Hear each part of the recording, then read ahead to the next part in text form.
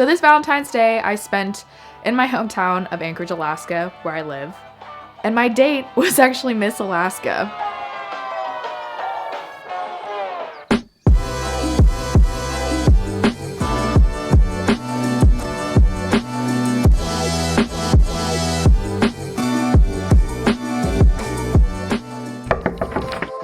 Hello!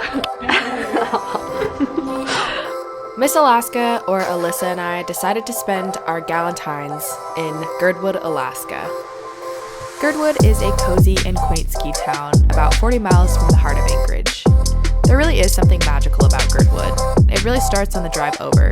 To get there, you drive along the Turnagain Arm. It's breathtakingly different every single time.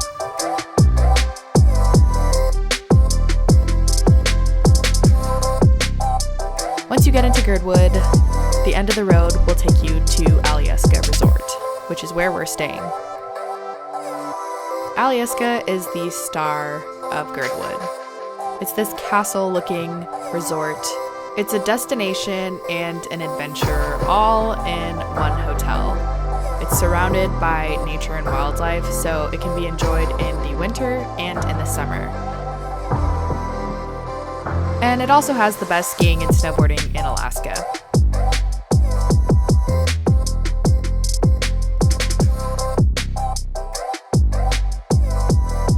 So Alyssa and I spent the day on the slopes, working up an appetite for our Galentine's Day feast later. Because what else do you do on Galentine's Day? Perfect timing! Room service! Okay, Alyssa and I both separately agreed that Jack Sprat vegan nachos and then their yam fries are like the best things ever. But then we also got reindeer bolognese And ooh, black cod. All right, let's mukbang this. okay, we need to put our beds closer together. Or I'll put that giant ass container that you brought. Yeah, glad it was for a reason. That is perfect.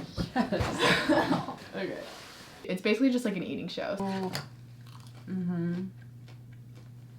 You're so much more dainty with it. I'm like, give me all the sauce. Oh yeah. Mm-hmm. I think we were meant to meet each other. I feel like we have so many overlapping kind of like interests and things that we're trying to do. I feel like we should even start back to the fact that we both went to California schools. Oh yeah. You both have You're like thinking. Alaska ties. I feel like that even created our Yeah. worldview and value totally. systems. If you know anything about USC and Stanford, it's like a bigger rivalry than the Stanford-Berkeley one. Mm-hmm. And I think the reason for that is there's a certain swag or cachet that USC has Mm-hmm. that, sorry Stanford, but I think that like we aspire to, Mm. like cachet-wise, whereas, correct me if I'm wrong, Mm-hmm. Stanford gets to claim like the whole nerd nation, Yeah. Harvard of the It's West. like a lot of people joke that like USC is the school that you went to because you didn't get into Stanford. Okay. But USC definitely had like there are diehard USC fans. Right off the bat when you reached out and I saw that you went to USC, maybe this is bad, but I just already had like mad respect. Know that it's not easy to get into or graduate from. And then I was like, and she's back in Alaska. Mm-hmm. And that's something that you and I have talked about. We go to these certain schools, there's our peers go on to these different paths, and they're like, wait, what? You're in Alaska? Yeah. A lot of my friends just have no idea what I'm doing. And I joke, you're just like up in Alaska somewhere doing like, who the fuck knows, you know? Well, people think it's really far away. Like, Alaska Yeah. is usually on bucket lists of, that's that place I'm going to get to go to one time in my life.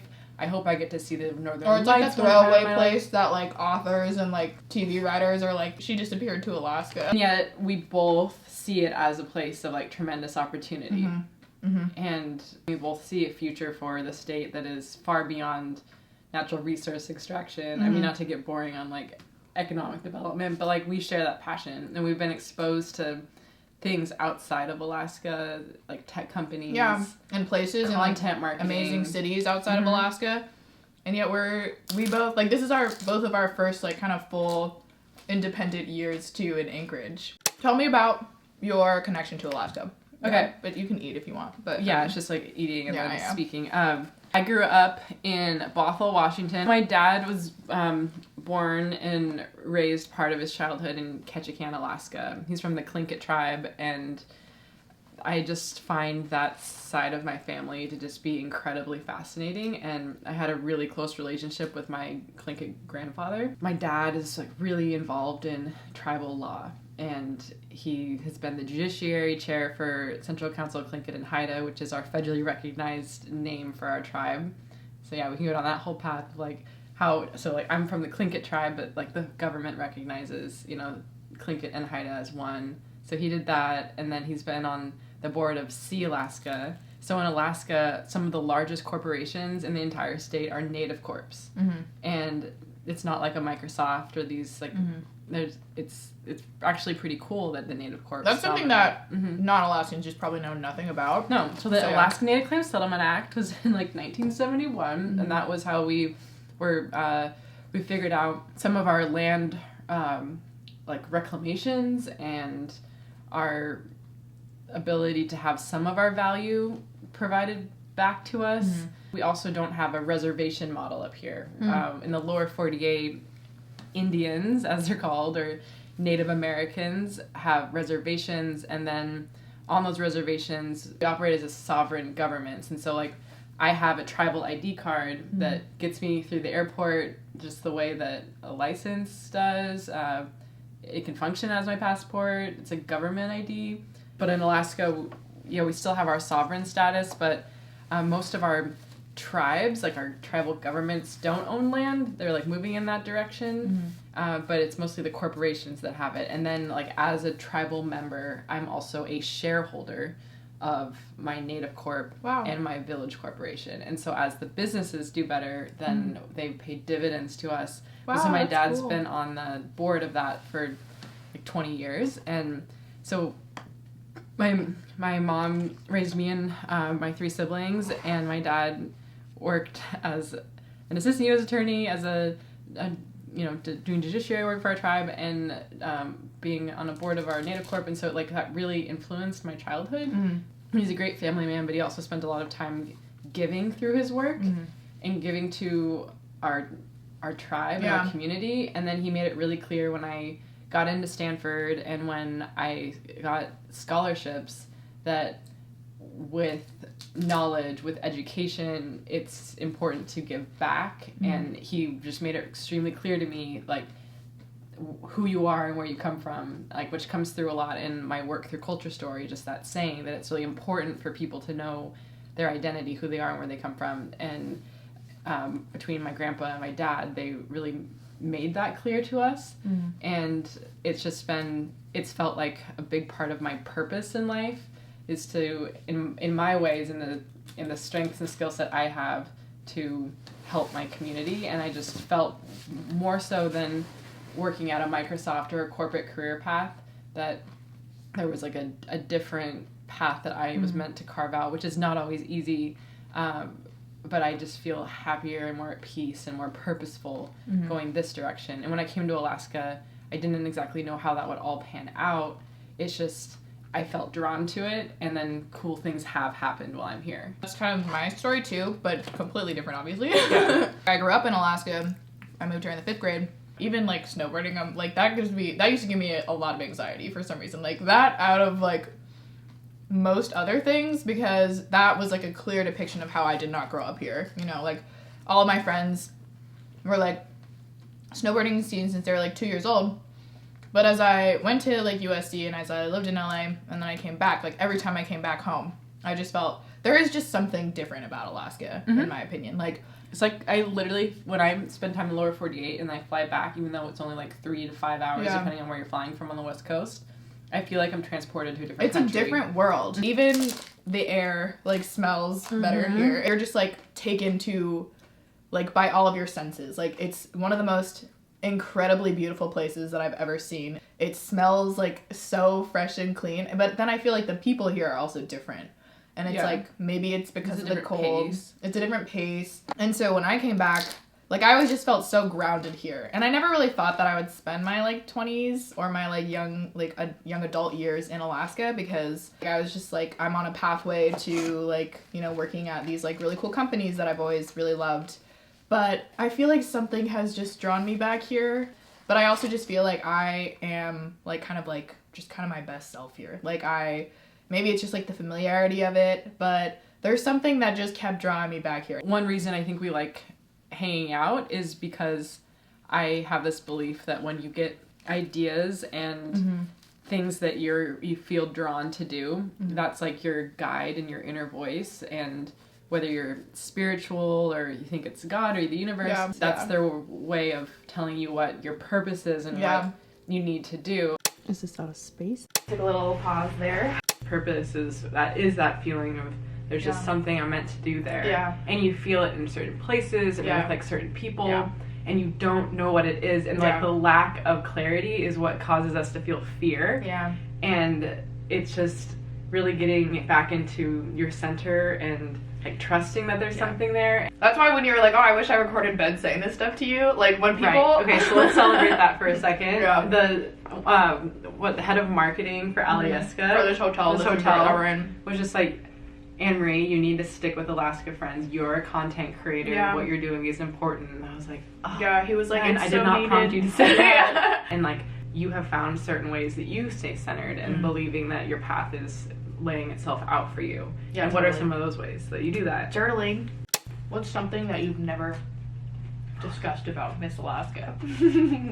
There is like this very real thing called post pageant depression, and I totally experienced that, and it made me feel so much better though when I connected with other women from my class who were going through the same thing, and then when like Miss Alaska's after me have been more public with sharing their experience going through that.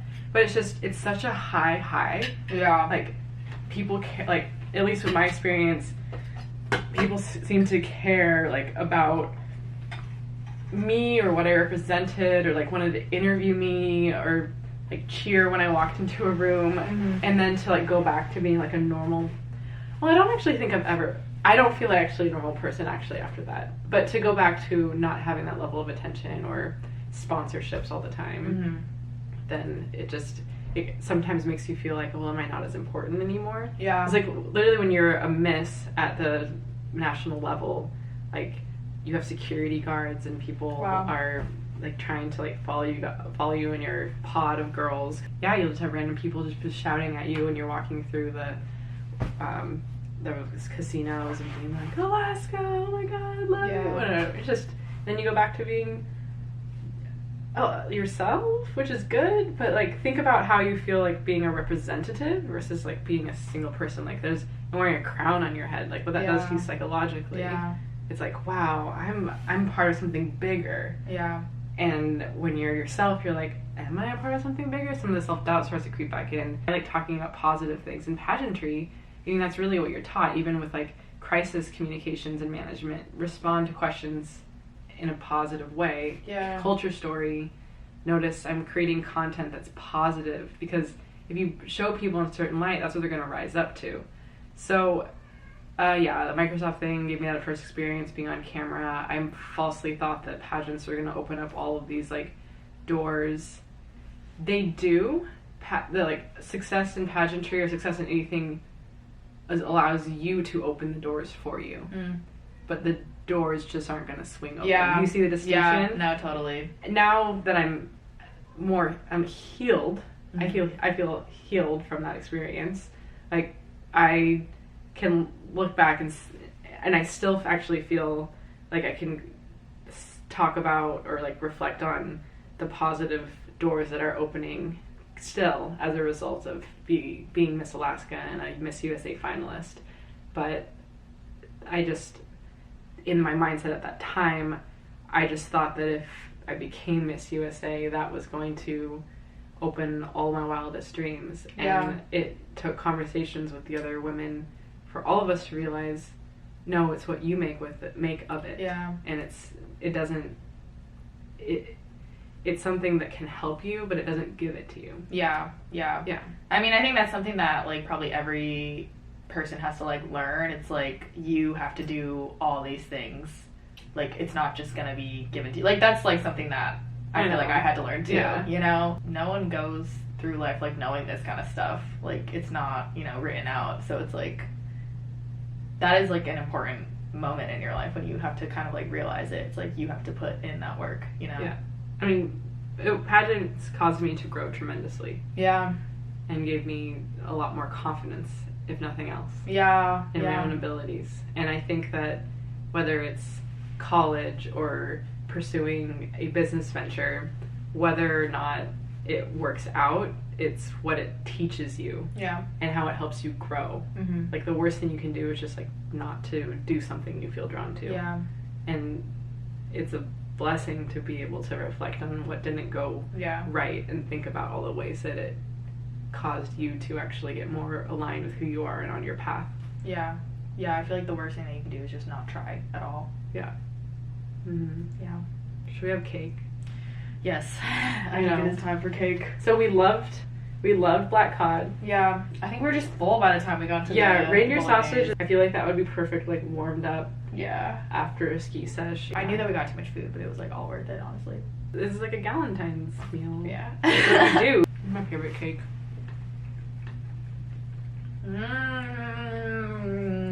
That is everything you want in a cake. Oh, it's so good. I like that you like food. And entrepreneurship. And that you're mixed race like me. And that you went to a California school. Mm-hmm. And that you like yoga and being outside and wellness. And pretty cool.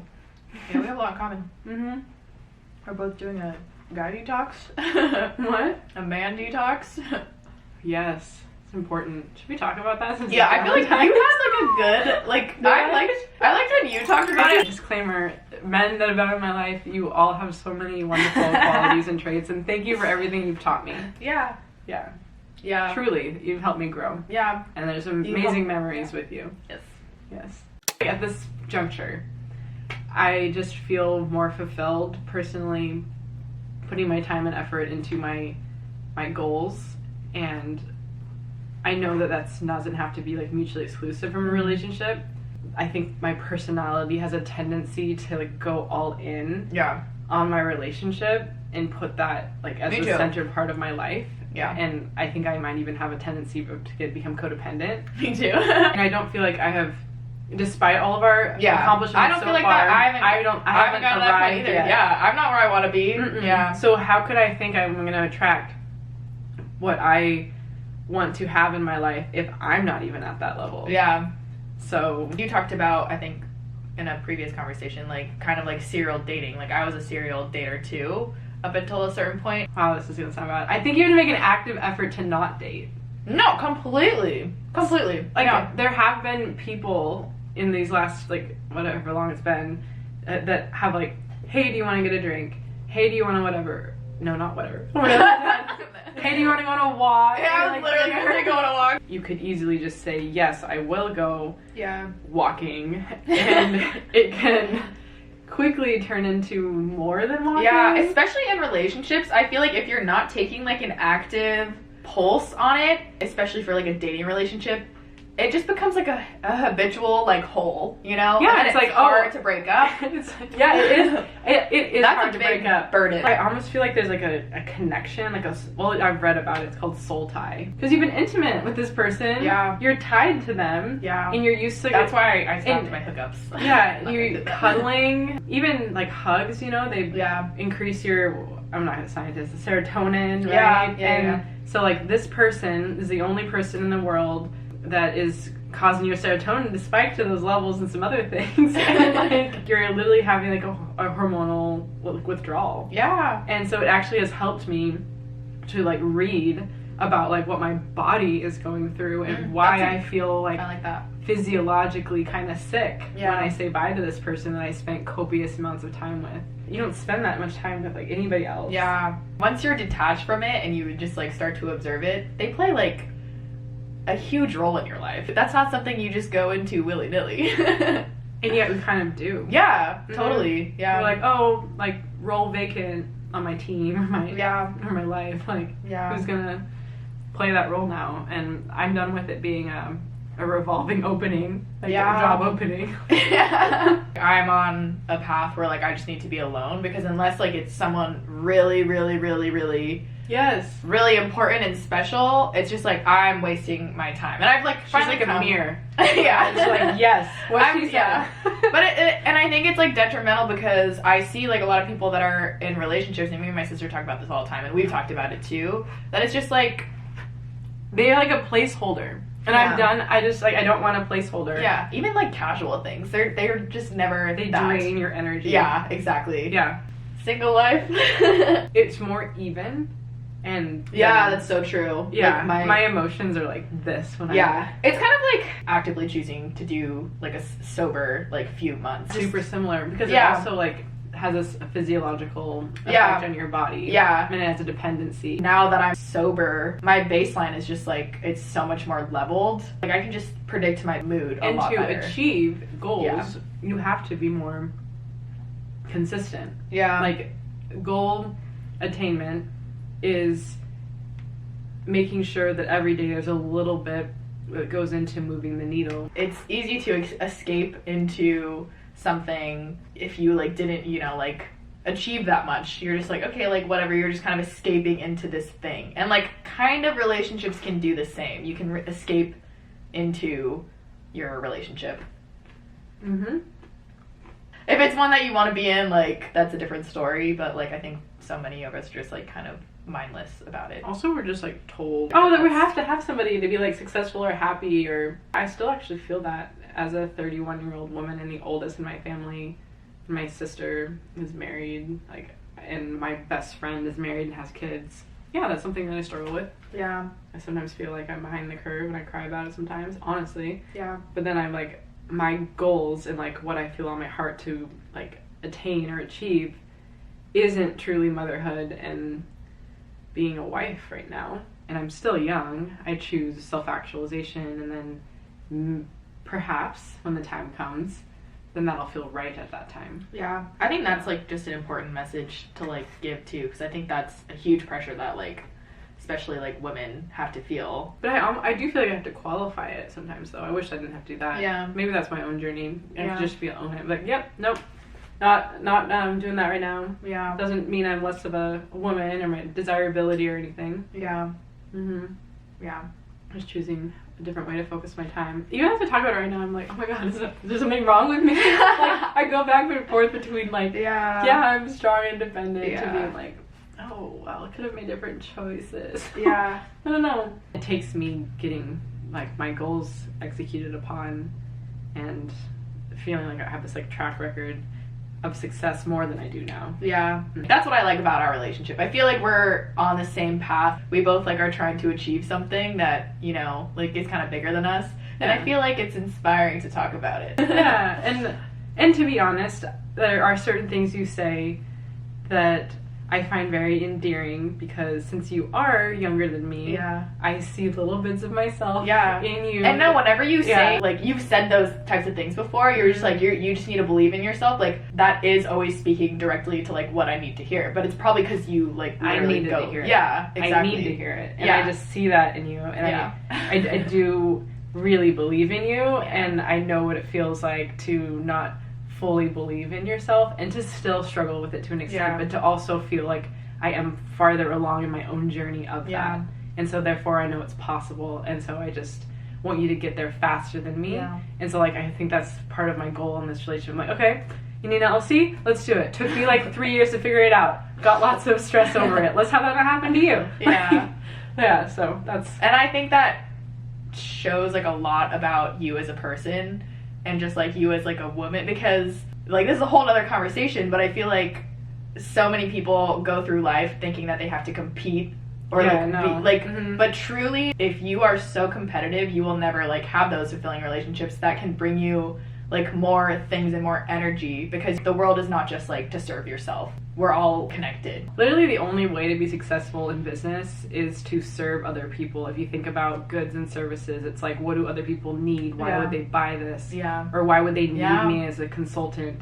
So to think that you can ever operate in this world as a complete and total like independent individual Yeah. that isn't interacting with other humans, that's just not how the world works. And so as much as you can lift up other people and really believe that there's abundance for all, then you will attract that abundance you seek for yourself. Yeah. Corporate, it is a bit more competitive, right? There are only going to be so many, like, director of whatever positions, right? Yeah. But notice our goal isn't exactly to climb a corporate ladder. Yeah. Our goal is to create things that come to us in our mind creatively and see them executed out into the world. Yeah. Given that what we want literally doesn't exist yet, and presumably there aren't other people with the exact skill set or vision on it. I mean, who are we competing with other than ourselves? Yeah. Like, and sounds like you have a similar experience. Like, competing with yourself is hard enough. Yeah. That's the hardest part. Like, I think of it that way. I'm like, I'm just battling myself. Yeah. So, like, that's enough. Like, I don't need to get into anyone else's business. Like, this is enough going on. That's so funny. Yeah. That just shines through you. Like, it really does. So. Thank you. Yeah. I appreciate that. I mean, we just, like, kind of became friends, but I hope it hope it lasts. So happy Galentine's Day Woo. to those who are in a relationship with themselves and their dreams. Alyeska Resort. Yeah. Thank you, Mukbang. Alyeska. Yeah, thanks for our Galentine's meal. Yeah, thank you. We loved it. Yeah.